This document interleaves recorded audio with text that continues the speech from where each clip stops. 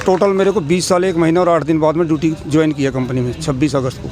Case के चलते मैंने फिर शादी वगैरह भी कुछ नहीं की, मैं सिंगल हूँ। हम दोनों अनमैरिड हैं और इसीलिए केस जीत के अनमैरिड हैं।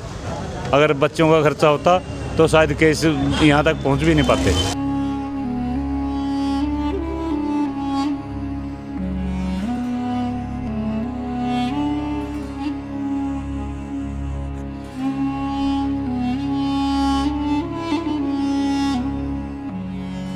कंपनी ने मेरे को गलत तरीके से नौकरी से निकाल दिया था। उसके लिए मैंने लेबर कोर्ट में गुड़गांव में केस लड़ा। 13 साल तक केस चला यहाँ पे। उसके बाद मेरा केस हाई कोर्ट चला गया। हाई कोर्ट सिंगल बेंच और डबल बेंच से जीता मैं, और हाई कोर्ट ने मेरे को reinstate with full back page और विद ऑल बेनिफिट के साथ मेरे को ड्यूटी के लिए ऑर्डर किए हैं।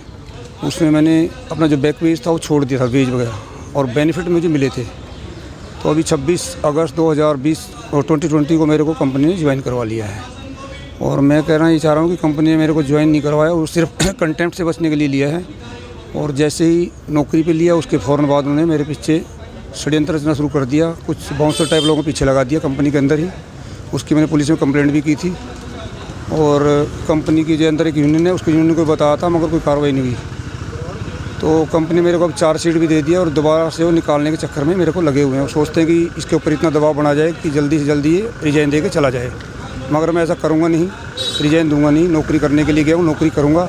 अगर नौकरी करवाना चाहेगी कंपनी, और अगर इलीगल तरीके से निकालेगी तो दोबारा फिर मैं कोर्ट में जाऊँगा। टोटल मेरे को 20 साल 1 महीना और 8 दिन बाद में ड्यूटी ज्वाइन किया कंपनी में 26 अगस्त को 2020 को। और पहले से प्लानिंग के तहत ही उन्होंने मेरे को ड्यूटी पे लिया है, कंटेम्प्ट से बचने के लिए।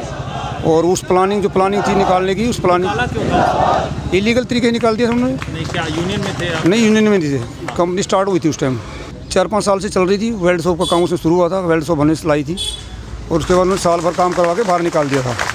उसके बाद हम कोर्ट में आ गए थे, कोर्ट में केस चला। वो कहते थे ठेकेदार के आदमी, उन्होंने कोर्ट में ये कहा था कि ठेकेदार के आदमी को लोग, मगर हमने अपने आप को कंपनी का साबित किया कोर्ट के अंदर ही। उन्होंने गलत तरीके से फर्जी डॉक्यूमेंट लगाए थे कोर्ट के अंदर, वो हमने फर्जी साबित कर दिए थे कोर्ट में, और कोर्ट ने हमें परमानेंट कंपनी की तरफ से माना था, परमानेंट वर्कर। 20 साल में बस बहुत बुरा हाल ही था। ये सोच लो अब हम रोड पे रहे। मैं यहाँ कोर्ट में काम करने लग गया था। कोर्ट में क्या? अपना केस देखता था, और मज़दूरों के भी केस देखता था। जो भी नौकरी से निकाल दी जाती उनके मज़दूरों के मैं केस देखता रहता था, और साथ में अपना केस भी देखता था, और यही काम करता रहा था मैं। और 26 अगस्त तक मैं यही काम कर रहा था। ग्रेजुएशन कर लिया लॉ में, मैंने लाइसेंस नहीं लिया था। अगर मैं लॉ नहीं करता या मैं कोर्ट में नहीं रहता, केस के पीछे नहीं लगता, तो मैं केस जीत नहीं पाता फिर, और यहाँ तक नहीं पहुँच पाता मेरा मैटर। मैं बीच में छोड़ देता, कहीं ना कहीं और नौकरी पकड़ लेता, फिर दिक्कत ही थी। और मुझे इसको एंड तक पहुँचाना था, क्योंकि केस पेंडिंग था, और एक वकील नौकरी नहीं कर सकता, क्योंकि मैं लाइसेंस ले लेता तो फिर मैं। तो आप कानूनी सलाह देते थे? हाँ, कानूनी सलाह देते थे। और उससे बस आजीविका का जो खर्चा पानी देते थे उसी से चलता था। केस के चलते मैंने फिर शादी वगैरह भी कुछ नहीं की, मैं सिंगल हूँ। अच्छा। हाँ, इसी चक्कर में, क्योंकि फिर शादी वगैरह कर लेते तो हो जाता, मामला भटक जाता हमारा रास्ते से। और कंपनी सबक सीखने के लिए अब भी तैयार नहीं है।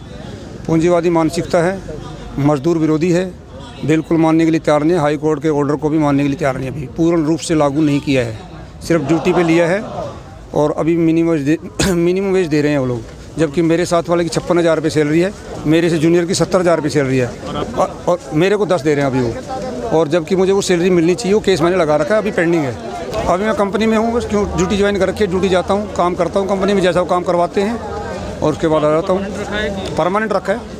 परमानेंट की सैलरी इतनी कम कैसे? वो बस इसलिए कि दबाव बनाने के लिए कि ये कल को रिजाइन देकर भाग जाएगा। नहीं, तो इस पर आपने कुछ केस लगा रखा है, अथॉरिटी में चल रहा है अभी। इस पर भी? हाँ, पूरा इक्वल वर्क इक्वल पे के ऊपर है, क्योंकि जो काम मैं कर रहा हूँ मुझे तनख्वाह मिलनी चाहिए।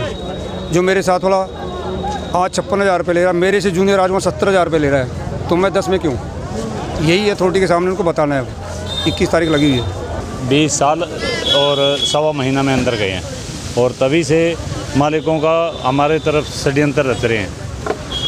ना हमें पूरी पेमेंट देते हैं, हमारे से बाद के बंदे की 70,000 से ज़्यादा तनख्वाह है, और हमें 9950 रुपये दिए जा रहे हैं। हमारे साथ वाला के 56,000 रुपये हैं, वो भी हमें पेमेंट नहीं दे रहे। कैसे आप अपना खर्चा चलाए? हम अपने घर पे रहे, जींद में नरवाना गांव है, नरवाना में फ्रेम कला गाँव है, वहीं से रह कर लड़े? वहीं से रह कर लड़े हैं।